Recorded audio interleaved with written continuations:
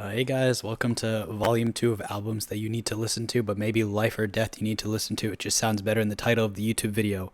Working title. The work title is not working.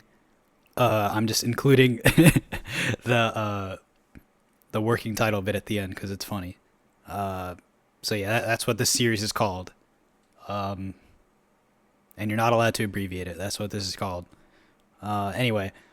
So in this video, I decided I'm also going to talk about albums I'm revisiting rather than just albums I'm hearing for the first time, because I've been going back and re-listening to a lot of albums lately. Um, and I'm not really going to be talking about albums that I've already talked about on this channel yet. I'll probably get around to it eventually. But there are a few albums this week that I've listened to before starting this channel and re-listened to them recently, and I want to talk about them on here. And I might talk about albums that I've already discussed on here again if my opinions change drastically on them, or I have something new to say. And there's probably a couple albums that I've talked about in some of my videos that I might have I've already changed my mind on a little bit. But yeah, here we go. Starting with Billy Woods' new album. And here I go talking about Billy Woods' pen again. And I've previously said that Billy Woods is probably top 5 greatest rappers all time by measure of his writing alone. I don't know if I've said that in a YouTube video, but it's definitely something I stand by, and I've definitely said it to other people before, and still stand on. And I think this album showcases writing incredibly well, but this time I wanted to specifically pick out a few lines that stood out to me, and hopefully, if you're not tapped into Woods' music by this point, this might be the last push you needed. This first little section is off the intro track, Jump Scare. The English language is violence, I hot-wired it, I got hold of the master's tools and got dialed in. I could keep going because the rhyme scheme in the rest of this verse is also pretty insane, but I specifically picked these two lines on this song because I feel like they show that even Woods is aware of how he has a way of wording things that I feel like no other rapper is doing or even might be capable of doing right now. And he's literally saying he's hot wiring the English language like a car, and I interpreted him as saying he got a hold of the master's tools as a reference to how slaves were often not allowed to read or write, and saying that he's using these tools of literature as a form of liberation. And I'm sure someone can probably phrase this a little more eloquently than I can, or probably has a better take on this than I do, but I just really wanted to show how much there really is to read into these lines. And keep in mind, I've all said all this about just 2 lines off of one song, and there's so many gems like this, not across like just this song, but this album and just his entire discography in general. Here's another one off of Corinthians, produced by LP of Run the Jewels, and also this song also features Despot. Before I get into the specific lyrics I want to point at, I want to talk about this production on this song specifically. I'll speak more about the general sound of the album in a minute, but the beat is haunting and it slowly builds up to when Despot hops on the beat. Tons of little melodies and sirens and these small sounds just keep getting added and removed as the track continues, which is an aspect I really appreciate about LP compared to other producers. He's definitely not lazy, and you'll rarely, if ever, see him loop a sample and just play that for 3 minutes. Anyway, here are some of the lyrics from Woods' verse on the track. Despot also dropped an incredible verse on here, but I can't really spend the whole video talking about just this album. If you never came back from the dead, can't tell me shit. 12 billion USD hovering over the Gaza Strip.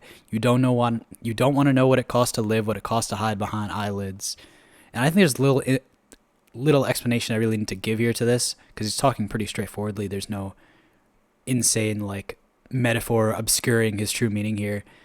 But Woods is talking about when the U.S. government sends money to Israel to fund their genocide of Palestinians, it doesn't just cost our tax dollars, it costs real people lives, and ignoring that this is happening does the same thing.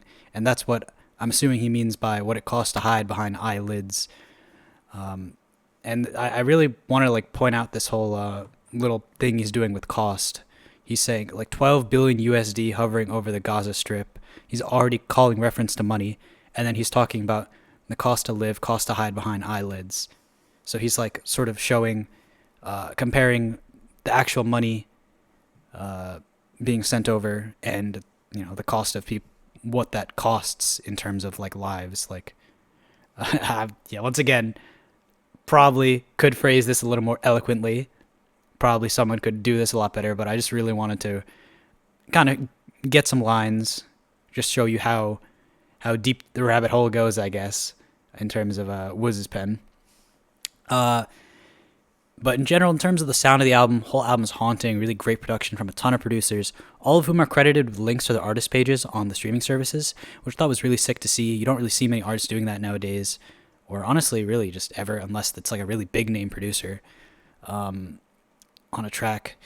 I wouldn't really assign a sort of subgenre to the beats on this album, but the common through line is definitely horror. The Beats Woods picks are definitely meant to make you fearful, to make you uncomfortable, and that is definitely something to expect from artists like Billy Woods. Like, just consider the fact that Haram is collab project with Lucid and Alchemist has its album cover as severed pig heads. Woods does not care if his art makes people uncomfortable at times. In fact, the way I see it, it seems to really be the goal to grab your attention. Anyway, moving on. The new sound by Jordy Griep of Black Midi. This is his first solo project, and while I admit I haven't listened to anything from Black Midi yet, this album has definitely had me wanting to. And I'm a bit sad that I did end up listening to this at the start of this year instead of during last year, because it probably would have been in the same boat as Brat, where it would make the year-end list, but would have been excluded out of the top 20, since I decided only to do hip-hop albums in the rankings. But I definitely do wish I would have mentioned it alongside Brat in the video I did last year. Anyway, I'm not entirely sure how to describe the sound of the album. I think it draws a lot from rock with the extensive use of guitars. Heard some Latin instruments with some of the percussion, maybe a bit of jazz influence here and there. And all of this is mixed with cabaret-style vocals that, while I admit might not be everyone, I think will grow on you if you give it some time. I don't think I can really explain the sound of the album entirely, but it really draws on a lot of cool sounds. And lyrically, I sort of interpreted the character that Griep is playing as a sort of man desperate for love or connection, but looks for it in all the wrong places. And as always, please let me know if my interpretations are off or you think of things differently in the comments. Evil Empire by Rage Against the Machine.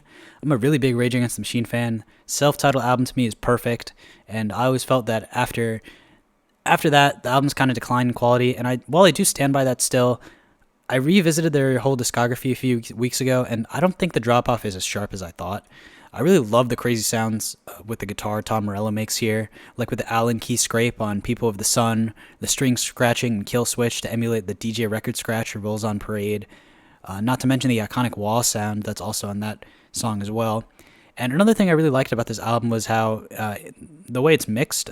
The left ear has the bass and the right ear has the guitar at certain points, so it really allows both to stand out on their own without the guitar drowning out the bass, because since other bands, like, they'll like double track the guitar and then the bass will be in the background, and often you're not really able to hear the bass line that's playing. But Rage is one of those bands that really like incorporates the bass like pretty well. I think that's also a compliment I can also give to Tool, which I'll talk about Tool in a later video.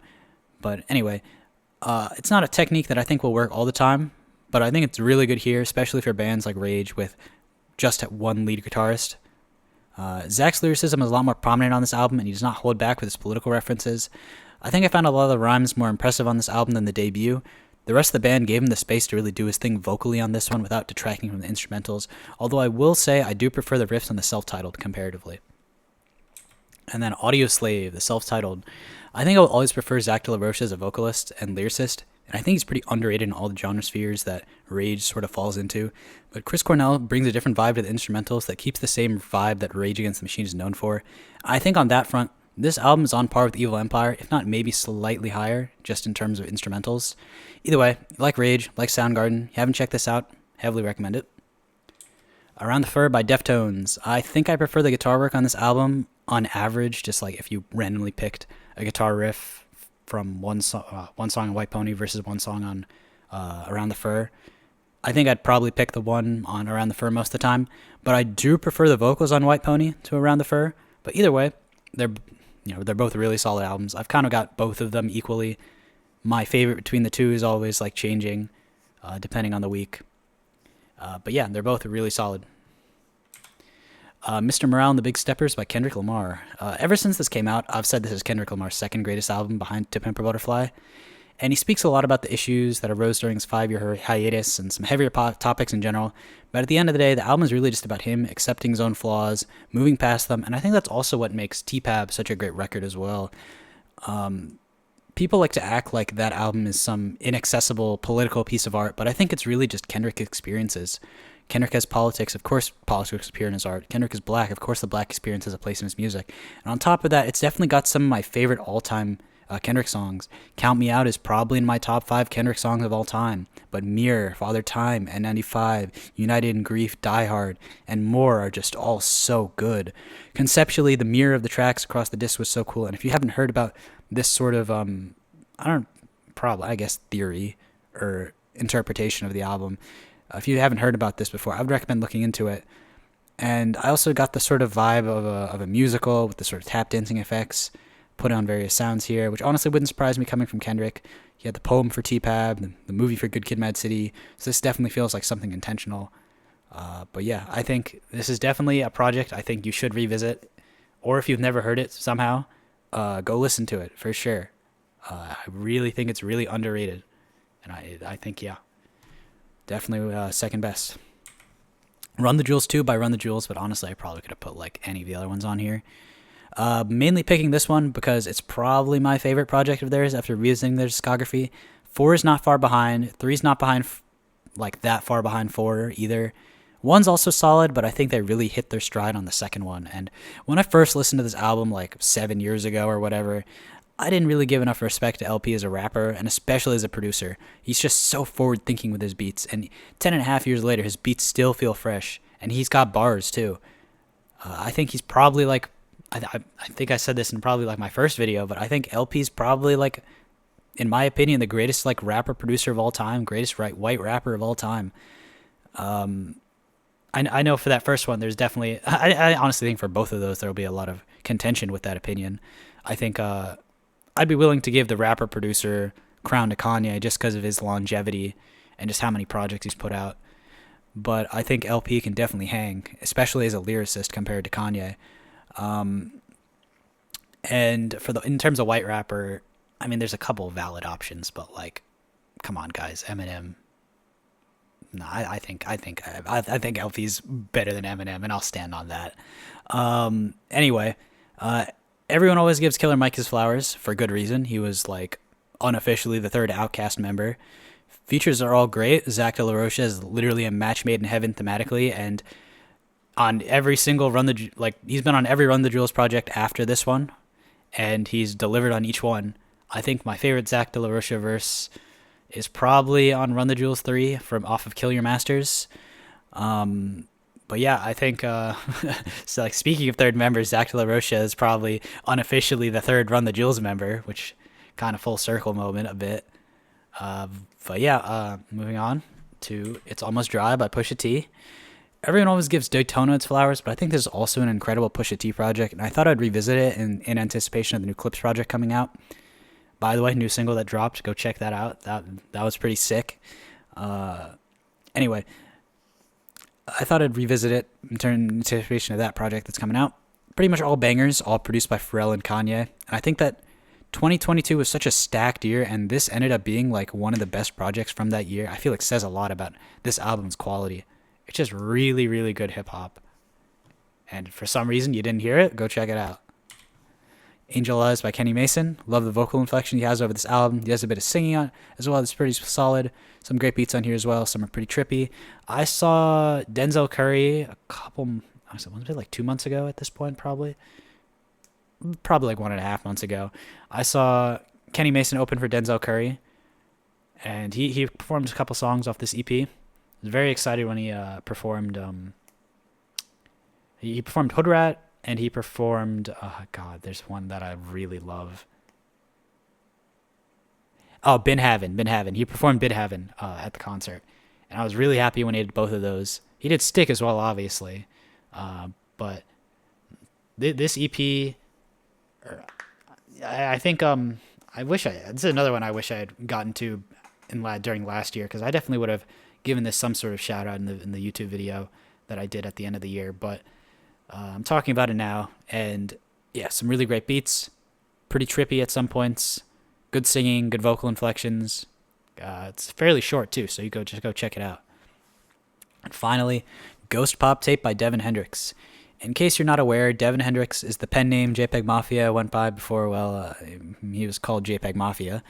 It's dark, it's depressing, it's a bit trippy.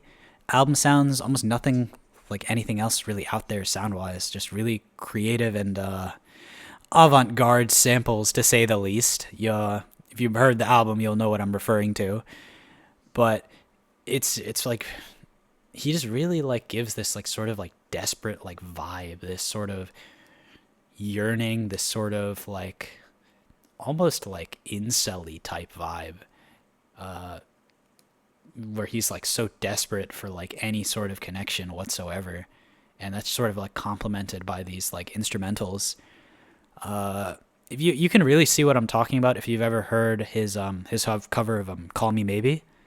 He sort of like recontextualizes that song entirely, and he like barely changes any of the lyrics. He just kind of changes like the backing track. It's like have you ever seen that YouTube video that's like they changed the Incredibles like OST, and they like completely like changed the vibe of like certain scenes in that movie. This kind of that song is kind of like the musical, or I guess it's both musical, but like it's kind of like an equivalent to that. So I think this is like a really interesting thing you should check out if you're into more experimental, or just like, I don't know, you just want something unlike anything else you've really ever heard before. But yeah, that's gonna be it for this video. Hopefully, I'll also have one out for next week. I'm already in the process of making a list of albums I want to talk about. But yeah, thanks for watching. See you in the next one.